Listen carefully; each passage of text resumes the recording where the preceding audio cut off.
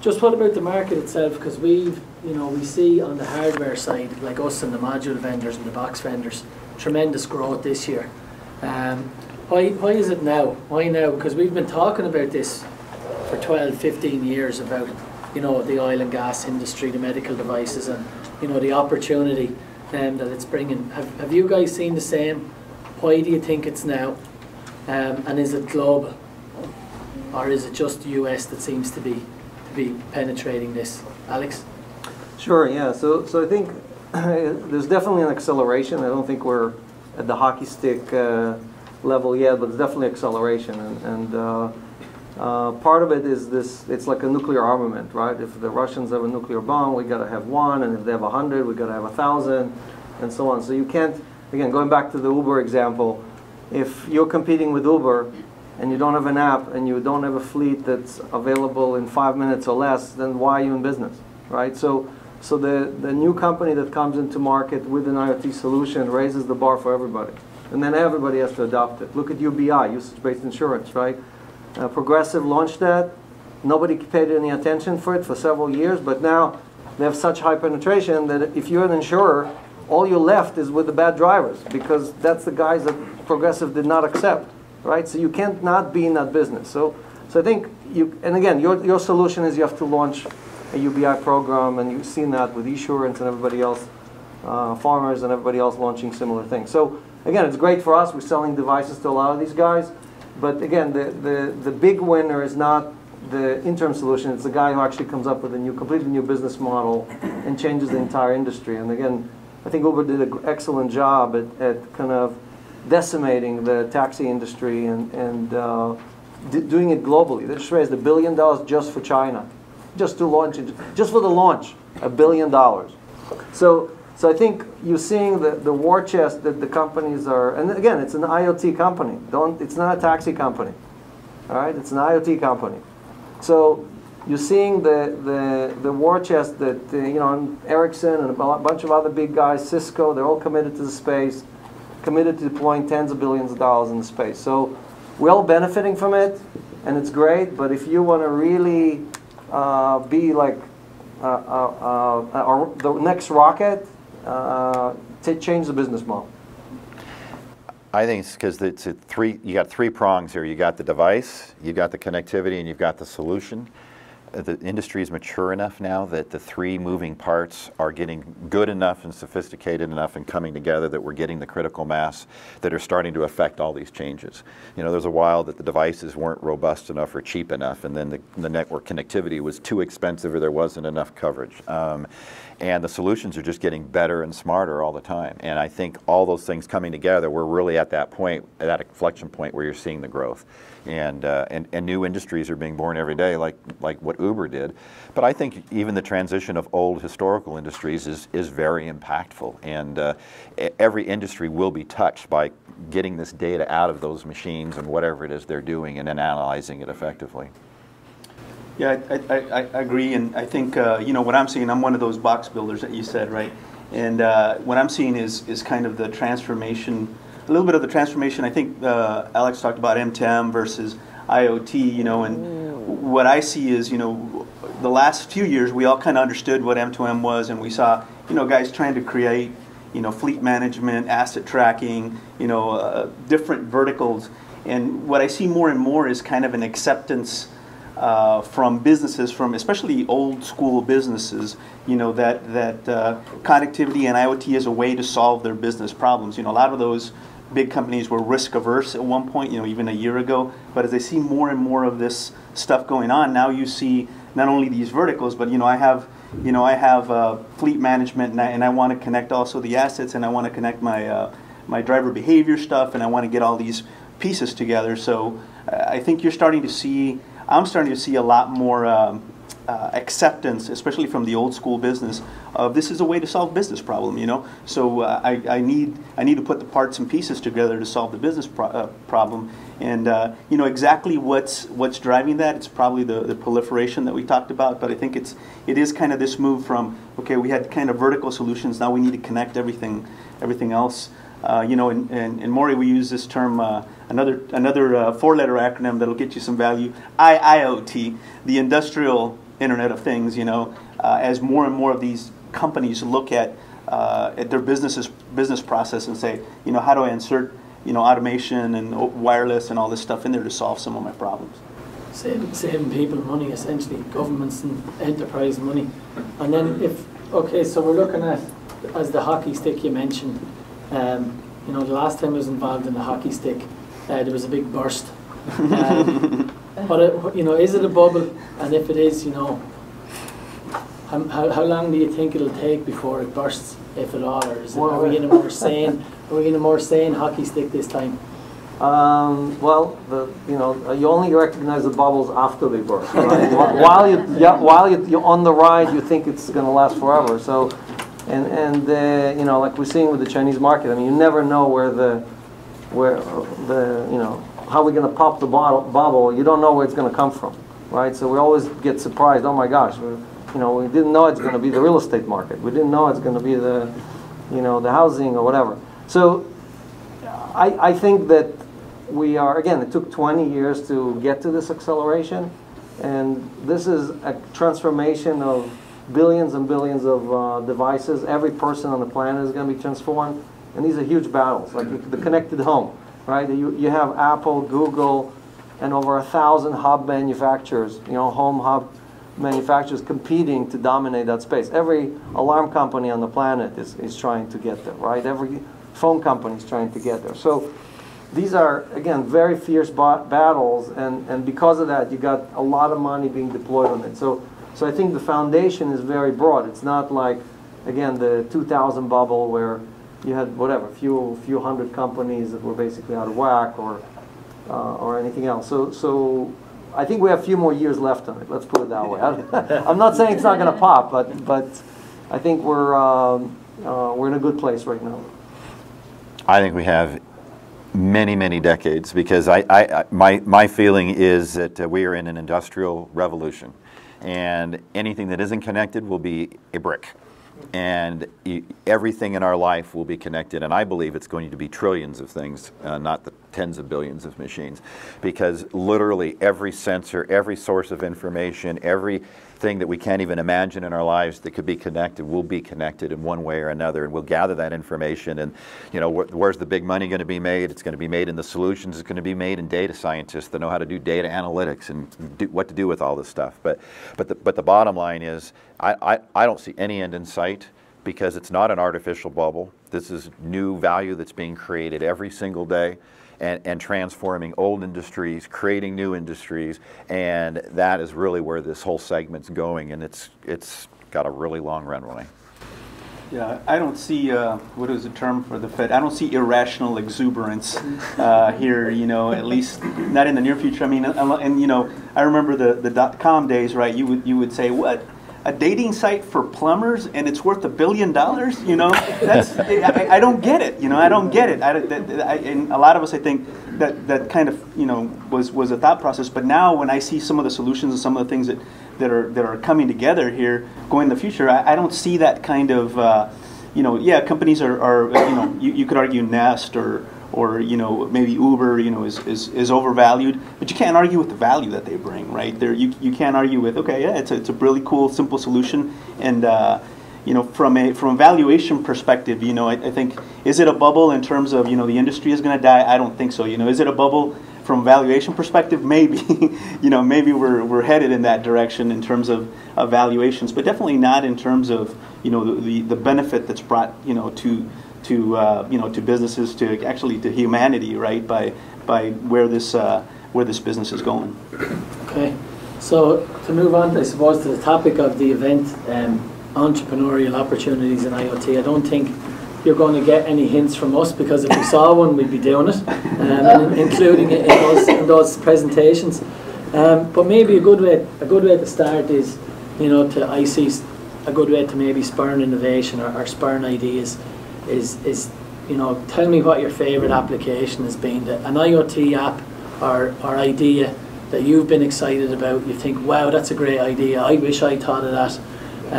You know, we've seen some a lot of examples over our years of working in the industry. I'm sure none of you are going to say a pet tracking, but one of my a personal favourite of Diego's and mine. But Diego, what about you? I think there's a whole bunch of them. I think that being a kind of a technology guy and a hardware guy and kind of coming up that I love the fact that nowadays with the help of great antenna companies like Talglass, we can integrate very small devices. The kind of the Bluetooth connectivity that you get with your cell phones now. I know we have a lot of short-range wireless technologies, but Bluetooth kind of won now, for a little while. And our ability to put tracking devices and devices that provide, when you say my favorite example, we're working with one of the highest or the biggest guitar manufacturers in the world to connect your guitar to your iPhone, right? Not only for security and tracking and things of that nature, but also for guitar players, to look at how you're playing, the consistency of your play, and all these things. And you can do that nowadays because of where the technology has gone, and the fact that you can get a cell phone module and a Bluetooth module and all the smarts that you need to put that together and get it into a guitar such that the guitar player doesn't even know that it's there. It's completely embedded. So, I don't know that I have a favorite, but I do like that type of kind of novel interaction with humans. We say IoT, we say M2M. I always say there's no H in M2M, there's no H in IoT, but all of these things are about humans, at the end of the day. And for me, the nicest things is where you can integrate with a UI or something, and you can get the human involved in the IoT. Okay, so we put the HIoT in the... There you go, there's another one. See if we bump it up a little bit. John? There's so many. I mean, when we sold Rayco, we had 1,600 customers in 71 countries, probably close to 20,000 products, and they all were literally changing industries. One of my favorites, you brought up UBI. There's a company called Metromile that was one of our large customers, and they're not an insurance company. They're a UBI company. They never were an insurance company. They started as a UBI company. So you pay by the mile. And so there's someone that created with the technology a whole new company in an industry that never would have existed or could have existed before. So I don't know if you'd call them the Uber of insurance, but they basically have changed the model dramatically. But I think the things that are going to be life-changing for all of us in this area are just some of those basic things that are better water management, better agricultural management, better traffic management, all these things that are going to come from the vehicle to infrastructure and vehicle to vehicle communication that's on the horizon right now. Those things will change the way we live and impact us in dramatic ways every day. And all that's going to be possible because of the things that are being developed by possibly people in this room. Yeah, I agree with everything was said. I think the thing, we have an avalanche of information already, right? I mean, there's too much information, right? And there's going to be 1 billion times more information flowing from all of these billions of devices that are going to be connected. So the challenge, the real challenge, is really extracting the value, extracting you almost want to be notified only when something critical happens, right? So the machines around you have to learn, just like the thermostat does, right? Have to learn what your habits are and only notify you when you need to be notified. Otherwise, we all been there, right? When our hand device or our phone or whatever bothers you with stuff, you just stop using it, right? And that's not what we want. So nirvana is when you finally have somebody show up with a blue pill or a red pill and asks you, if you want to get out of the matrix, because that's what we had. I mean, it's just a different, for the Matrix fans in the room. I mean, that's what we headed, right? Where all the machines around us are hopefully serving us versus fighting us, but in a way, everything is going to be automated into these data flows, right? And the people that control the data flows are the ones extracting all the values. So selling the device, not a lot of value. Selling the service, not a lot of value. Managing that flow of information is most of the value. So that's, and again, it's very difficult to sit and reinvent this or that industry. Again, Metromile is a great example. And again, obviously they've been around for several years. They're not an Uber yet, but it's a great business model that needs support. I think all of you should sign up. So we mentioned some of the emerging technologies. So I think, John, this would be definitely a question for you and how on-ramp come into this. But we've seen a lot of stuff in the media about V2V and LP1 and LoRa and yourselves and Sigfox. Obviously, with all those emerging and future technologies, there's a huge opportunity there for entrepreneurs. But it's getting confusing. You know what I mean? So could you maybe just paint a picture of the one you see, because we'll still have to have cellular, you still have to have satellite, as for backhaul and connecting the maybe part of a network like yours. But maybe you could talk to that and how there's opportunities there for entrepreneurs. Absolutely. If you look at the ecosystem, like I said, you have the cellular market just moving upstream as fast as it possibly can, because that's what we need in the human side. The vast majority of machines do not transmit that much data. More than 95% of the devices that we had at my former company didn't even need 2G data. I mean, 2G was more than what they needed, and they're killing 2G, okay? So I see it as the evolution of things comes here is you're going to see this top tier of products that needs high-speed data, needs voice, needs video, needs certain dynamics, where it's going to live on LTE, live in the cellular world, live on whatever comes in 5G and 6G beyond there.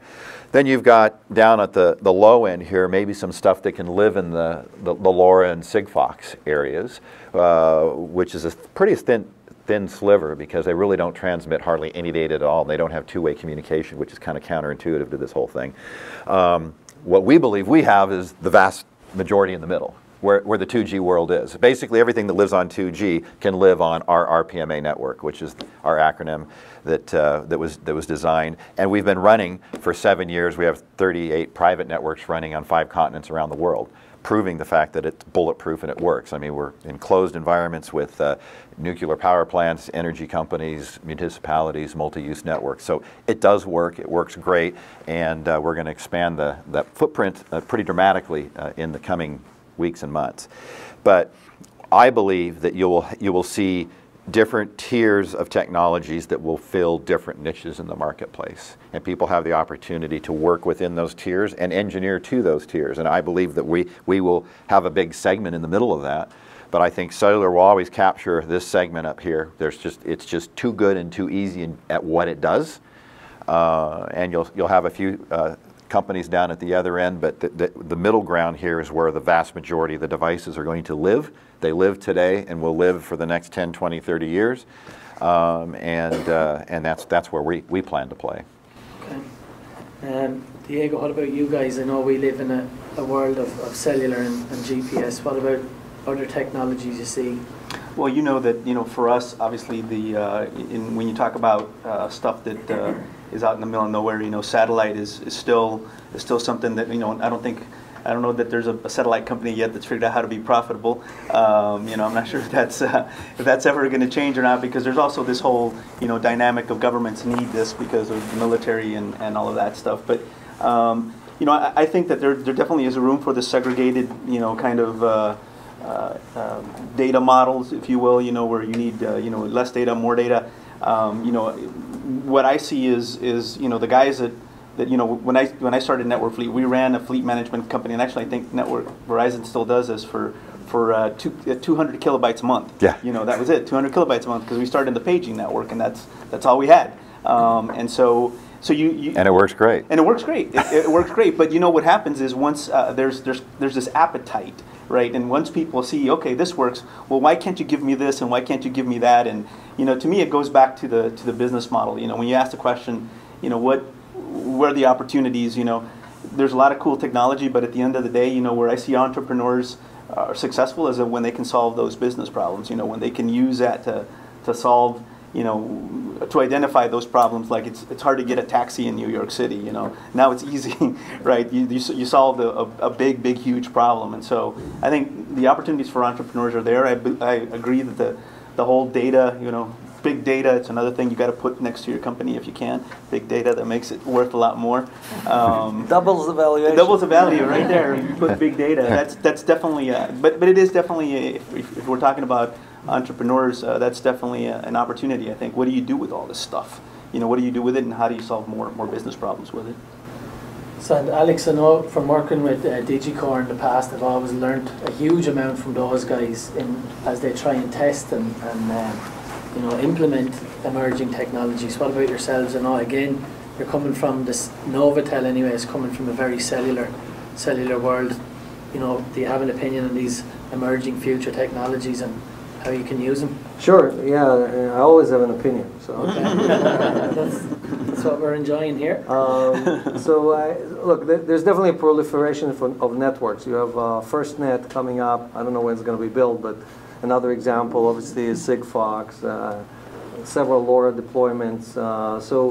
And again, you have to consider congestion, interference, a million other things, right? So the open spectrum stuff versus the proprietary stuff is still a big debate, because if you're in a rural area, hey, you can do LoRa all day long, right? But try to do that in New York City. Let's see how that works out for you. So I think, you know, I've been wrong so many times in my career that I've stopped making predictions. But you know, like, you really don't know which of these applications are going to sprout, and you just need to plant enough seeds. I mean, that's really the answer. And like we one of the first things I've done is open MiFi Labs, which is we have a $40 million LTE lab. We opened it up to anyone. Anyone wants to come in and test stuff or build stuff or whatever. Happy to partner with anyone here as well. And because what we're trying to do is really build a community and develop stuff together, because the answers are not clear, because the question is changing every day. You know, the application, what the customers need, is moving so fast that by the time you built it, guess what? It's not relevant anymore. So, and I just want to make one point to illustrate what I'm talking about. So, the furthest human-made device in space, anyone knows what that is?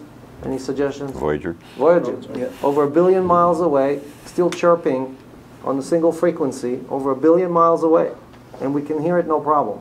So the issue is not technology. This is 1975 it was deployed, right? It still works, no issues. It still has a battery that runs. It's nuclear, but it still runs, you know? They didn't take the spectrum either. Right. We are using less than 1% of the spectrum that is available. I mean, we have this artificial constraint by the FCC and other people who are effectively build a 100-story tower in the 900 megahertz or the 1800 megahertz and so on. And right next to it, there's a lot that is empty. Why is it empty? Because whatever, the military is using it, or somebody in Washington decided not to open it up. So our issue is really that we're constrained because, you know, this is the ground, the sandbox is about not being expanded. And it's not a technology constraint. It's really a regulatory constraint. It's again, you got to marry the application to the technology, and you got to do it. You got to predict the future, and you got to build something for 2 or 3 years from now. And you know, again, 9 out of 10 times you're going to be wrong, but the one time you'll be right, the valuations are going to be astronomical. Because if you look at the speed at which these things scale, when you hit it right, if it's the thermostat, or if it's the smoke alarm, or if it's drop cam, or if it's Uber, I mean, these things just take off, right? Because when you hit it right, everybody recognizes it, and they go and have to buy one. Okay, and those I'd encourage